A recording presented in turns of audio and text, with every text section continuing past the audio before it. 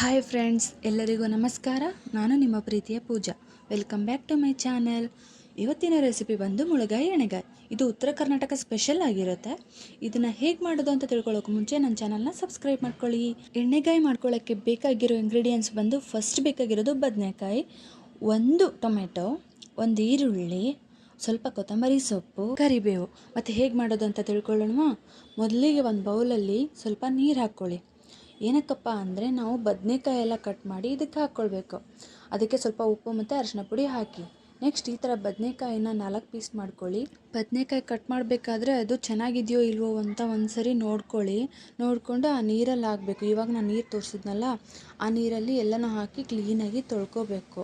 Next ಒಂದು plate ತಗೊಂಡು ಅದಕ್ಕೆ ಕಟ್ ಮಾಡಿರೋಂತಹ ಈರುಳ್ಳಿ, ಕಟ್ ಮಾಡಿರೋಂತಹ ಟೊಮೆಟೊ ಮತ್ತು ಕೊತ್ತಂಬರಿ ಸೊಪ್ಪು, ಸ್ವಲ್ಪ ಕರಿಬೇವಿತ್ತಲ್ಲ ಅದನ್ನು ಹಾಕಿ ಒಂಚೂರು ಚಿಟಿಕೆ ಅರಿಶಿಣ ಹಾಕ್ಕೊಳ್ಳಿ.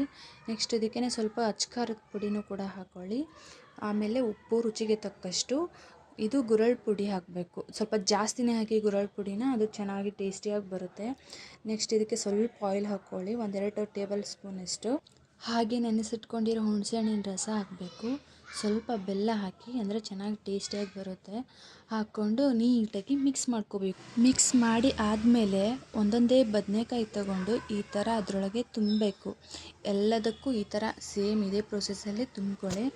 ಇದೇ ಥರ ಒಳ್ಳೆ ಅಡುಗೆಗಳ ಅಪ್ಡೇಟ್ಸ್ ನಿಮಗೆ ಬೇಕಾಗಿದ್ದರೆ ನನ್ನ ಚಾನಲ್ನ ಸಬ್ಸ್ಕ್ರೈಬ್ ಮಾಡ್ಕೊಳ್ಳಿ. ಪ್ಲೀಸ್ ಗಾಯ್ಸ್, ಸಪೋರ್ಟ್ ಮಾಡಿ. ನಾನು ಇವಾಗ ಸ್ಟಾರ್ಟ್ ಮಾಡಿದ್ದೀನಿ ಯೂಟ್ಯೂಬ್ ಚಾನಲ್ನ, ಪ್ಲೀಸ್ ಸಪೋರ್ಟ್ ಮಾಡಿ.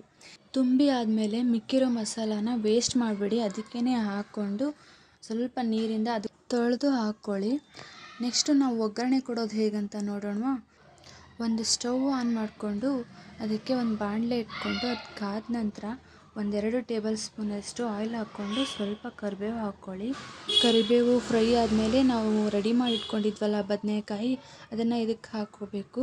ಹಾಕ್ಕೊಂಡಾದ್ಮೇಲೆ ಇದು ಬೇಯೋಕ್ಕೆ ಎಷ್ಟು ನೀರು ಬೇಕಲ್ವಾ ಅಷ್ಟು ನೀರು ಮತ್ತೆ ಹಾಕ್ಕೋಬೇಕು. ಹಾಕ್ಕೊಂಡಾದ್ಮೇಲೆ ಈ ರೀತಿ ಕಾಣಿಸುತ್ತೆ.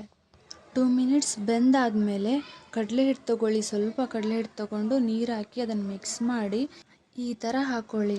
ಕಡಲೆ ಹಿಟ್ಟು ಹಾಕೋದ್ರಿಂದ ನಮಗೆ ಬದನೆಕಾಯಿ ಎಣ್ಣೆಗಾಯಿ ಗ್ರೇವಿ ಥರ ಆಗುತ್ತೆ.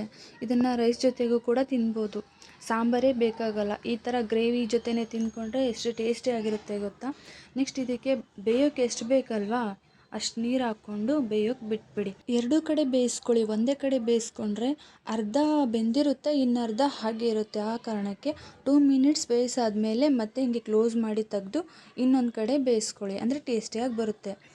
ನೀವು ಒಂದ್ಸರಿ ಈ ಥರ ಟ್ರೈ ಮಾಡಿ ನೋಡಿ, ಹೇಗೆ ಬಂತು ಅಂತ ನನಗೆ ಕಮೆಂಟ್ ಮಾಡಿ ತಿಳಿಸಿ. ಹಾಗೆ ನಾನು ಮಾಡಿರೋ ಅಡುಗೆ ನಿಮಗೆ ಇಷ್ಟ ಆಗಿದ್ದರೆ ಲೈಕ್ ಮಾಡಿ, ಶೇರ್ ಮಾಡಿ, ಕಮೆಂಟ್ ಮಾಡಿ, ಮತ್ತು ಸಬ್ಸ್ಕ್ರೈಬ್ ಮಾಡ್ಕೊಳ್ಳೋದು ಮಾತ್ರ ಮರಿಬೇಡಿ. ಸಪೋರ್ಟ್ ಮಾಡಿ ಗಾಯ್ಸ್, ಪ್ಲೀಸ್. ಇಷ್ಟೊತ್ತು ನನ್ನ ವಿಡಿಯೋ ನೋಡಿದ್ದಕ್ಕೆ ಥ್ಯಾಂಕ್ ಯು ಸೋ ಮಚ್.